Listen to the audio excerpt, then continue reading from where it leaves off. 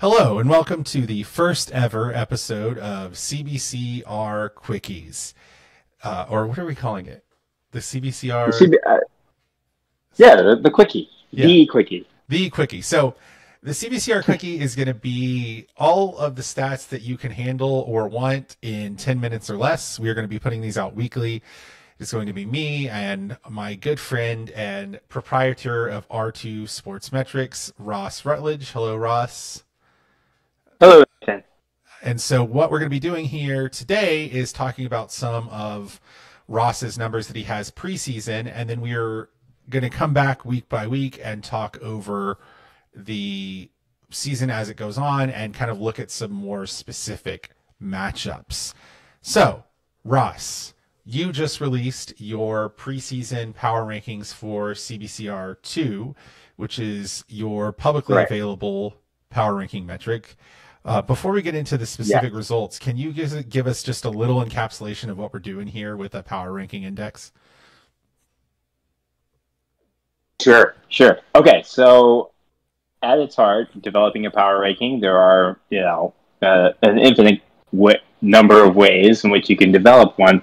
But what you're trying to do is develop a system where you're estimating the average points that a team would score against an average opponent, and then estimating the average points that a team would allow against an average opponent. It can be very simple, or it could be very complex, and there are parts of my system that are very simple, and there are parts of my system that are very complex. But at its heart, it can be very simple. You're just trying to develop a system that would allow you to compare teams in a systematic and formalized mathematical way. Awesome. And so, to be clear, I'm saying this because I know this to be true because we've talked about it. This is not something that you're using necessarily to predict specific matchups or to project the scores of specific games. It's more about just answering the question, which team is better. Correct. That's how I prefer to use it, but the system can use to project the outcome of a game. And I don't plan on publishing any specific predictions or publishing all of them. I might use it to make predictions here and there. Right. Use it to estimate the score of the next Georgia game or something along those lines. But the thrill that I get out of it is for the horse race, right? College football, you can compare it to a horse race where one team starts out, or some teams start out with an advantage and some teams start out with a disadvantage, and through the course of the season, you update your power ranking or just your belief about a team. The power ranking system is a way to formalize how you're updating your beliefs about the relative strength of the various college football teams, the 135 teams or 34 teams that we have fielding a team this year. It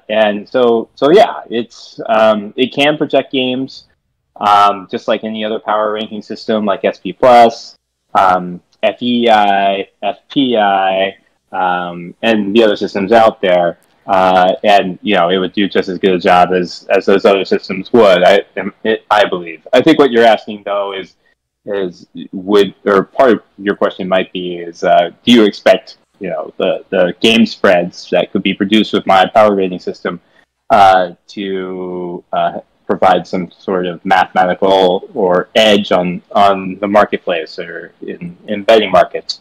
The answer to that would be no. I wouldn't suspect that it would.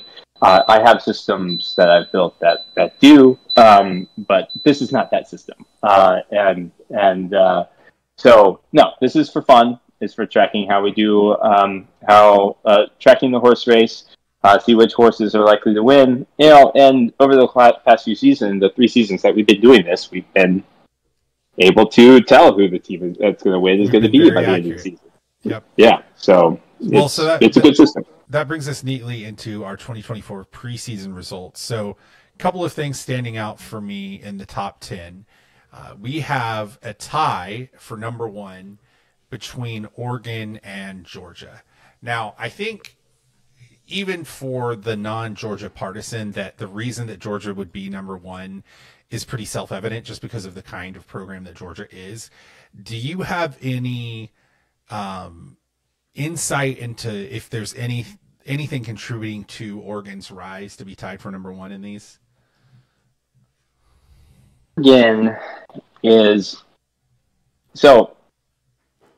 I guess I'll say that I developed, in the course of developing all of my models, including the ones that are not public, I developed many different preseason ratings. And the final specification that I've used for this purpose, it's not necessarily the ones that I use for other purposes. But that said, in most of the power ratings that I've preseason power ratings that I've sampled or tested, Georgia does end up front. I was surprised to see Oregon tied with Georgia in the final system that I developed for the power rating. And the reason Oregon is up there is they're a very talented team. They are solid across the board. They have solid defensive rating, solid offensive rating. On the offensive side, they've got a very good quarterback in the portal. They've got a good returning production at the receiving position, and they're quite talented. They're one of the top 10 most talented teams easily. So you have a combination of returning production and talent that serve them well in our rating system. As for Georgia, the notable things are, one, we're a very talented team. We lost some talent in the portal. A lot of the top teams have lost talent in the portal. I project that some of the top teams in the sort of like talent ratings that you see out there, including the 247 talent rating, they'll be lower this year for Georgia, Alabama, Ohio State, the teams that you tend to see at the top. I think they'll have a lower absolute rating. But Georgia is still, one of the most talented 2 or 3 teams out there.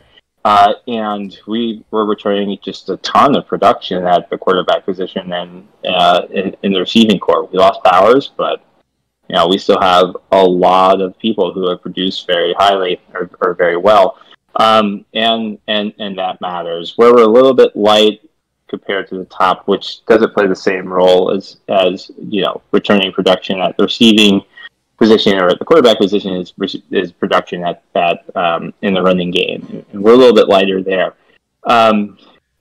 Whereas Oregon is actually quite good in those categories. But yeah, I think I was surprised to see Oregon tied with Georgia, but Oregon and Georgia both have very good quarterbacks, very good returning production, and high levels of talent, and they both performed very well last year with some exceptions. So that's why we got them at the top. And the rest of the top 10 we have, starting at number 3, Alabama, Texas, Ohio State, Penn State, Ole Miss, Michigan, or Missouri at 8, Michigan at 9, and then Texas A&M at 10. Now, I think the one that stands out and the one that we talked about pre-recording was Ohio State, tabbed by many people eye test-wise, and I think especially after the transfer of Caleb Downs, as one of, if not the best team in the nation. What is CBCR2 seeing that causes that number to go down? I mean, the top 5 rating nonetheless, but still. Ohio State is one of the top 3 most talented teams, easily. They are 96th in the nation in returning production on offense. They are 89th in returning production in receiving yards. They are 88th in the nation in returning production in predicted points at the receiver position. They have a lot of question marks on the offensive side of the ball. The defense is going to be great.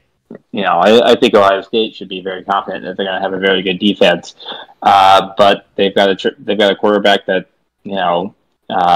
is good. Had a good season at Kansas State, but he's not Dylan Gabriel. And the model just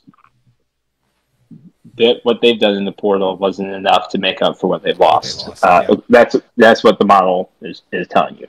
And it's one of the most important things in the preseason model. We haven't touched on it, but the preseason model is one of these parts of the model that's very complex. It uses machine learning, uses thousands of variables. We use everything that we can get our hands on to project how well a team will do over the course of the season.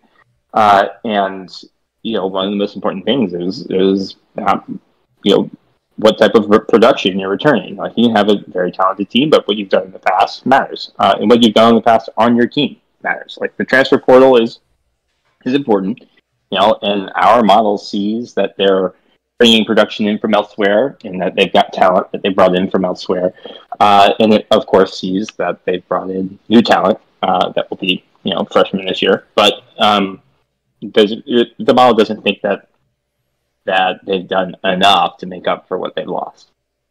Well, and in terms of how this season will play out with, past the preseason model, I know you've also on r2sportsmetrics.com, you have a page where you've done like a win probability sim.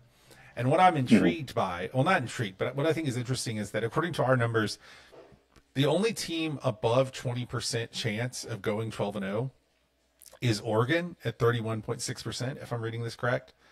And then there's a huge drop off to the second place team in the win probability sim is Liberty with an 11.4 chance, and then Georgia is in fourth at 10.8.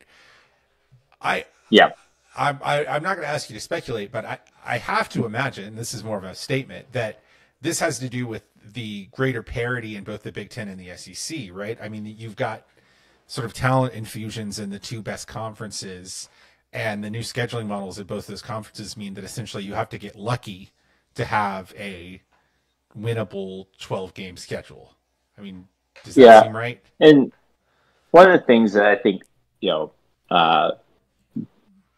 wise observers of the changes in the college football space have noted, and something that I agree with, is that the transfer portal changes and NIL changes means there's essentially a free market for talent, and so talent that would have sat and waited for their turn on a Georgia or Alabama are no longer sitting and waiting for their turn for their junior or senior year. They're going to leave, and so the top teams are going to be less deep. They're going to have less depth, and the teams that they're transferring to you should see some of those teams catch up. So I do think that the model is perhaps starting to pick up on the fact that the rest of the field is going to be a little bit closer to the top teams. That said, it's better to start for Alabama or Georgia or Ohio State than it is to start for Missouri, for the most part, in most recruit size. And so I think you're starting to see that. Oregon has a softer Big Ten schedule. When I looked at it, they do have Ohio State, but they've got Ohio State in Eugene, and then the only other notable game is Michigan at the Big House. But Michigan isn't projected to be as strong this year. Yeah.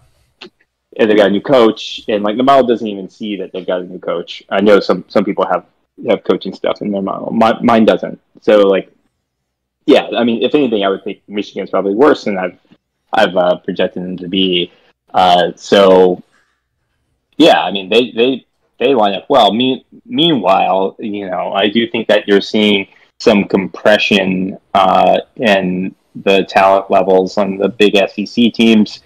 You see Ole Miss doing well in the portal. Missouri did well in the portal, and both of those teams were pretty good last year. And then we've added Texas, which is also one of the top 5 teams. And so it's just we've got everybody's schedule's hard. It's murder as well. Yeah, it's so hard. It's gonna be so and so we've got a very small chance that Georgia runs the table and goes 12-0. Just because, and it's important. It's hard. It's important to note too, though, like in the 12-team playoff model, 11-1 I mean, get you there. Yeah, 10 you're and 2 pretty might get much you there. locked. 10-2 maybe is a probably, but 11-1 Yeah. you're pretty much locked in. And I think they have made no secret in the construction of the CFP this year that they're trying. I'm not trying, but I would be shocked if there weren't 3 teams from the SEC and 3 teams from the Big Ten in. So you basically have 4 Yeah. teams competing for 3 spots between Ole Miss, Alabama, Texas, and Georgia. And it's one of those things where you don't have to outrun the bear. You just have to outrun your buddy. You know, like you don't have to be the first place out of those 4. You just can't be 4th. Yep. And so I would caution anyone at home to not like despair if the projection is 10-2, because a 10-2 in 2024 is not Mark Richt's 10-2, right? That we he might get in. I want to say I agree with what you just said. I'll just add that I think people are prone to underestimating the importance of getting a bye week. You know, even if you have a 90% chance of winning that first game, that's a that 10% chance of a loss in the first game reduces your chance of winning the championship by 10%. Like it's really important to get a bye and win the conference. And I actually think I'm excited. I'm really excited. I've been a proponent of the expanded playoff. And I think people are going to come to realize how important it is to win your conference. And that hasn't been as important recently. So that's just an addendum to what you were just saying. Well, this has been the first of, we hope, many CBCR2 quickies. We said the motto was all the stats you can get, or all the stats you want in 10 minutes or less. And we're currently at 17 minutes. But that just means that you got 17 bonus minutes, or 7 bonus minutes, rather, of stats. We will be back next week, and we will talk about the Georgia Clemson game. Thanks for being here, Ross, and thanks for all your knowledge. All right. Yeah, thanks for having me. And go Dogs. Go Dogs.